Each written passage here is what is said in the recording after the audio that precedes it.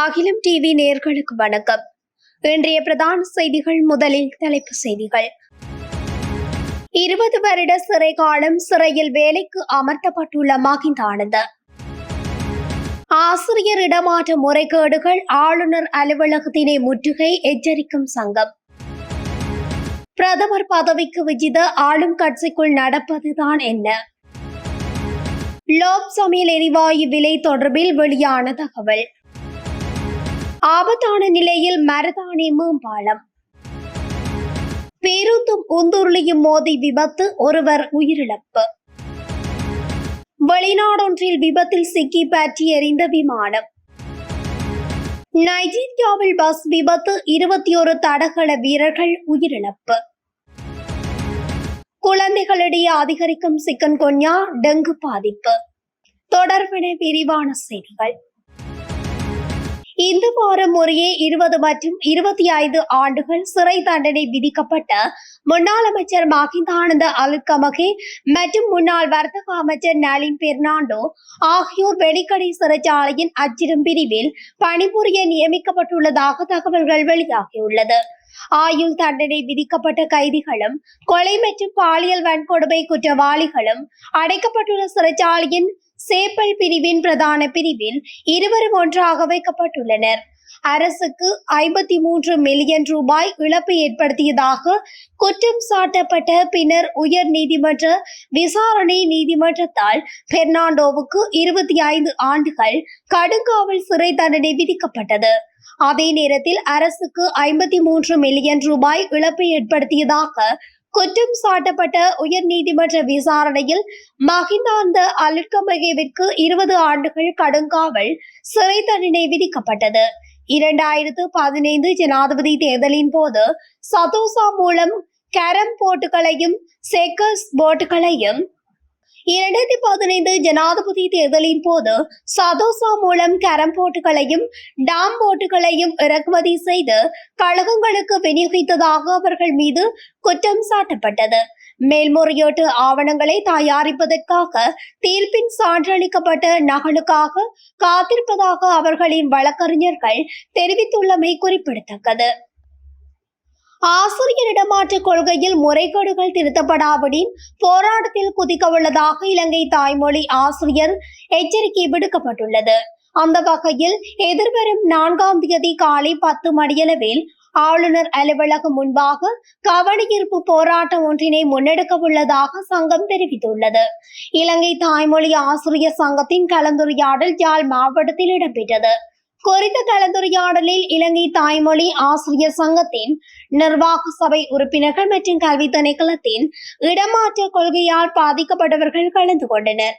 வெளி மாவட்டத்தில் ஆசிரியர்கள் பணியாற்றுவதனை தடுப்பது சங்கத்தின் நோக்கமல்ல எனவும், ஆசிரியர்கள் ஏமாற்றப்படாது வெளி மாவட்டங்களில் அவர்கள் ஆற்ற வேண்டிய காலத்தை வரையறுக்குமாறும் குறித்த காலகட்டத்தில் தொழிற்சங்க தீர்மானம் தொடர்பில் பிரஸ்தாபிக்கப்பட்டுள்ளது. இதனைத் தொடர்ந்து ஊடகங்களுக்கு சங்கத்தினர் கருத்து தெரிவித்ததுடன் மேற்படி போராட்டம் குறித்தும் எச்சரிக்கை விடுக்கப்பட்டுள்ளமை குறிப்பிடத்தக்கது. உள்ளூராட்சி தேர்தல் பின்னடைவை தொடர்ந்து அமைச்சரவை மாற்றம் குறித்து அரசாங்கம் அவதானம் செலுத்தியிருந்தது. எனினும் கட்சிக்குள் ஏற்பட்டுள்ள உள்ளக முரண்பாடுகளை தீர்க்காது அவ்வாறான மாற்றத்திற்கு செல்வது பயனற்றதாக கருதும் ஜனாதிபதி அனுரகுமார திசாநாயக்க கட்சியின் அனைத்து தரப்புகளுடனும் கலந்துரையாடல்களை முன்னெடுத்துள்ளதாக தெரிய வருகிறது. அரசாங்கத்தின் செயற்பாடுகளை செயல்திறன் மிக்கதாக்க அமைச்சரவையில் மாற்றம் ஏற்படுத்த வேண்டும் என அமைச்சர் பிமல் ரட்நாயக்க தெரிவித்திருந்த போதிலும் அவ்வாறானதொரு மாற்றத்தை ஏற்படுத்த அரசாங்கம் தற்போதைக்கு தீர்மானிக்கவில்லை என்று அமைச்சர் சுனில் ஹந்துனேதி குறிப்பிட்டுள்ளார். இருப்பினும் ஆளுங்கட்சியின் அமைச்சரவை மாற்றம் குறித்து தேசிய அரசியலில் பல்வேறு கருத்துக்கள் கூறப்பட்டது. இதன் பிரகாரம் பிரதமர் பதவியிலும் மாற்றத்தை கொண்டுவர தீர்மானிக்கப்பட்டுள்ளதாக தகவல்கள் கசிந்திருந்தன. இவ்வாறானதொரு நிலையில் அரசாங்கத்தின் உள்ளக மோதல்களே திடீர் அமைச்சரவை மாற்றத்திற்கு காரணம் என எதிர்கட்சிகள் தெரிவித்தன.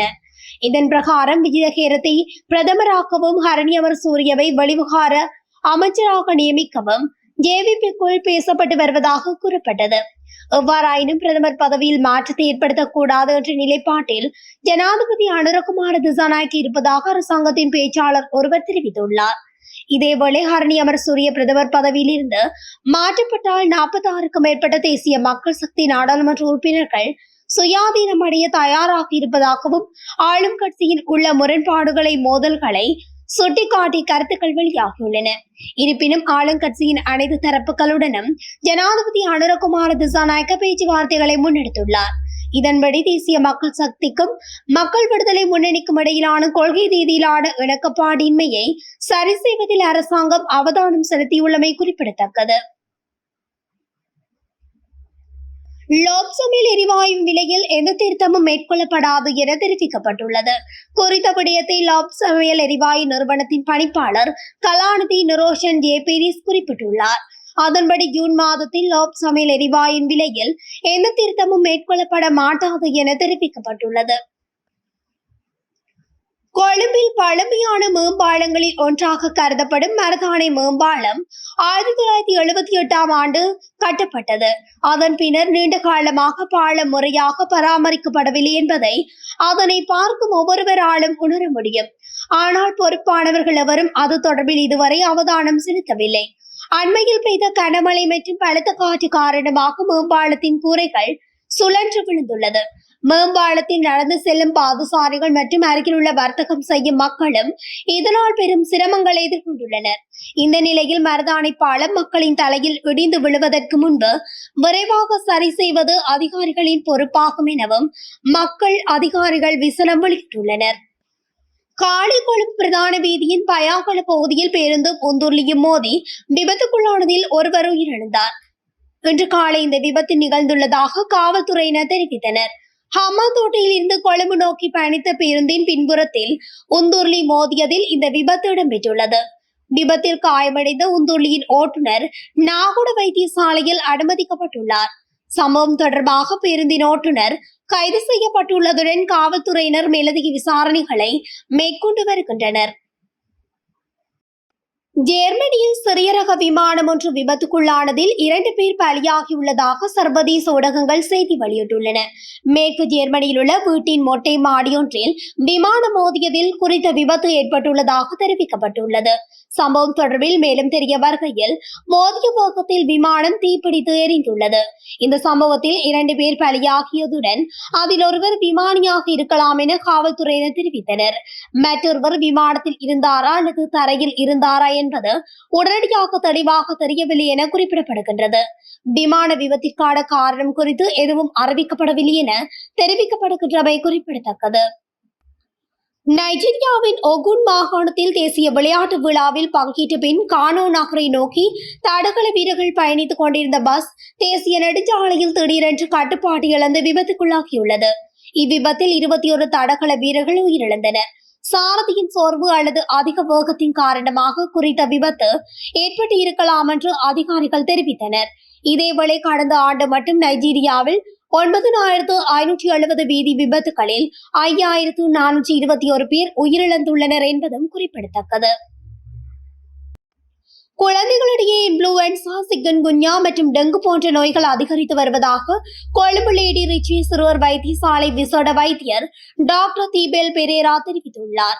அண்மையில் நிலவிய சீரற்ற காலநிலை காரணமாக டெங்கு மற்றும் சிக்கன்குன்யா நோய்கள் அதிகரித்து வருவதாகவும் நுளம்புகள் பெருகும் இடங்களை அழிப்பதில் அனைவரும் கவனம் செலுத்த வேண்டும் என்று நிபுணர் சுட்டிக்காட்டினார்.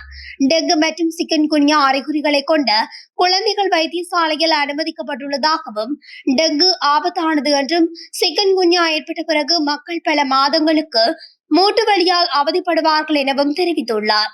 கர்ப்பிணி தாய்மார்கள் மற்றும் முதியவர்கள் சிக்கன்குன்யாவால் பாதிக்கப்பட்டால் அது தீவிரமாக இருக்கலாம் என்றும் இந்நிலை கர்ப்பிணி தாய்மார்களுக்கு பிறக்கும் குழந்தையையும் பாதிக்கலாம் என்றும் வைத்தியர் மேலும் தெரிவித்துள்ளார்.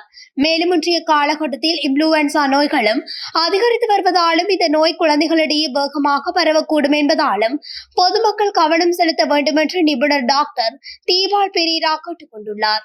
இத்துடன் அகிலம் டிவியின் இன்றைய பிரதான செய்திகள் நிறைவடைகின்றன. தொடர்ச்சியாக செய்திகளை அறிந்து கொள்ள அகிலம் டிவி ஊடகத்துடன் இணைந்திருங்கள். நன்றி, வணக்கம்.